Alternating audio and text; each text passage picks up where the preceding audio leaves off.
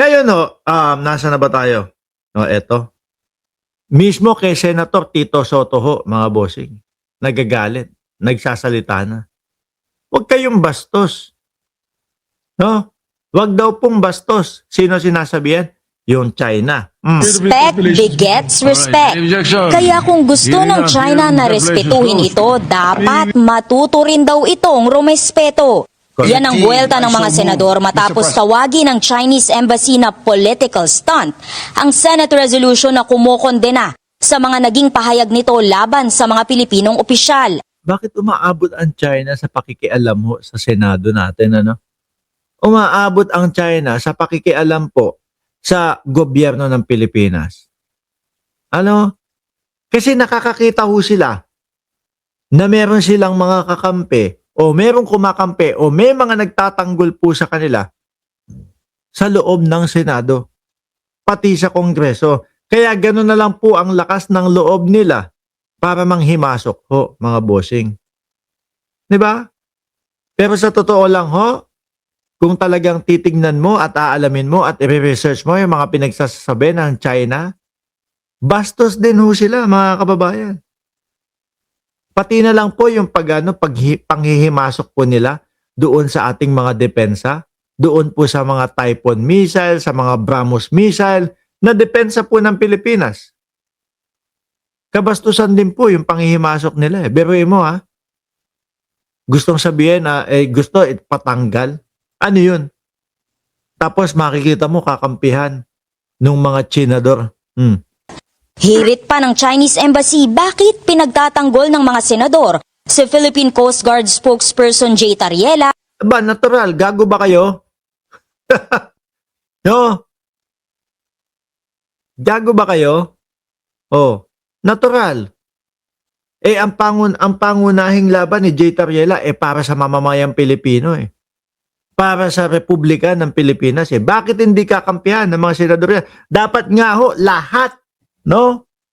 Lahat. 100% full force ang Senado at Kongreso. Hindi, yun nga lang po, hindi pwede.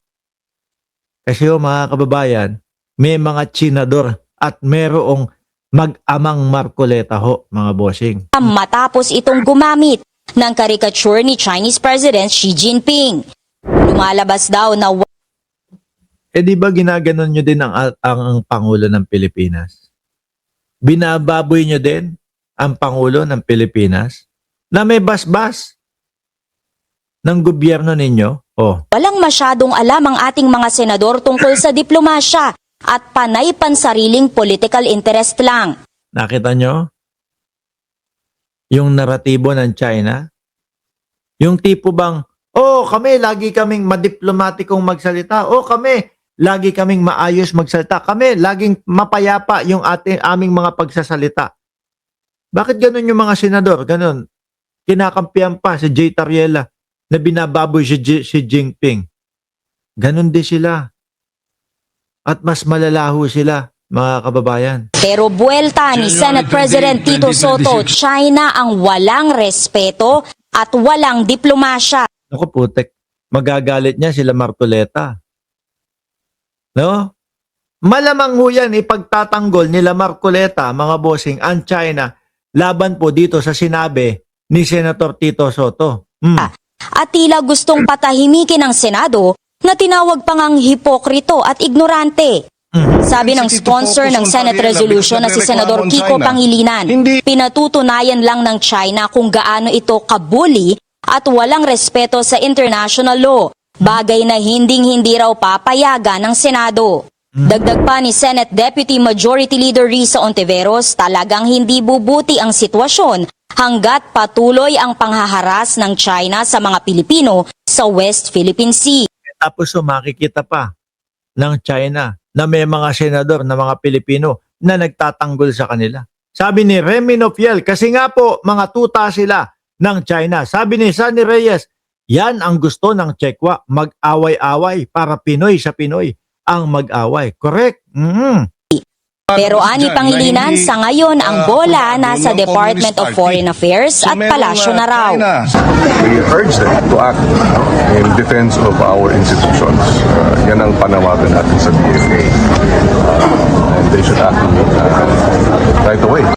Sabi ni Senate Foreign Relations Committee Chairman Erwin Tulfo, pinauubaya niya na nga raw muna sa DFA ang mga susunod na hakbang, lalo na't ongoing yung mga diskusyon para sa isang code of conduct na babalangkas sa mga pwede. Pero sa totoo lang ho, ang pinagsisimulan nitong mga gulo na ito, China ho. Sabi ni Remy Nopiel, bakit ang China ba may respeto sa Pilipinas? Oo. At eto mga kababayan, nasaan ba yon? Wait lang. Meron akong nakita. Meron dito eh. Hindi ko lang nakita agad eh. Meron ho akong nakita, mga boss chief sir, na ito, sila Cayetano. O yan, nandun pala. Ito, yung kila Cayetano ho, mga kababayan.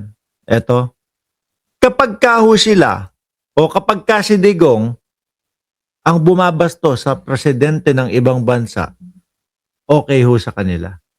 No? Ayan, sabi dito ng Impact Leadership, you do not mess with their symbols of authority. Insult Chinese President Xi Jinping, magagalit ho sila. Pero kung maalala nyo ho, mga kababayan, si dating Pangulong Duterte, talaga naman, totoo to. No? Tinawag na binasto si Barack Obama. Pero wala silang mga sinabi. Pag sila yung gumagawa ng ganyan at pag sila yung nambabastos, okay lang ho. Pero kapag kagaya nila Jay Tariela, caricature na ginagawa naman din ng China sa atin, hindi okay. Umaalma sila. Nakita nyo ho, mga kababayan? Kaya ho ako talagang hanggang ngayon naniniwala ako doon sa sinasabi ni Katrina Ponce Enrile na may mga Pilipino po na talagang bayad at talagang nakikinabang sa pera na ipinamumudmod ng China para sirain at gibain po, mga bossing, ang ating bansa. Meron ho talaga. At hindi lang ho ako sigurado kung etong mga tsinador na ito ay nakakakuha o nakikinabang po. Pati po, kung matandaan nyo ho, sino ba yung na yan, dumating? Bakit traffic? Na-traffic daw siya ng 5 minuto. Sabihin ko sa Pope na yan, putang ina, umuwi ka na. Hindi kayo nasaktan, mga DDS, na mga Katoliko? Okay lang sa inyo yon? Sino ba tong stupidong Panginoon na to? Sino ba tong stupid God na ito? No? Nag-create tapos sisirain. Hindi kayo nasasaktan, mga Katoliko, na mga DDS, okay lang sa inyo yon? Aba, may tama na kayo sa ulo. No?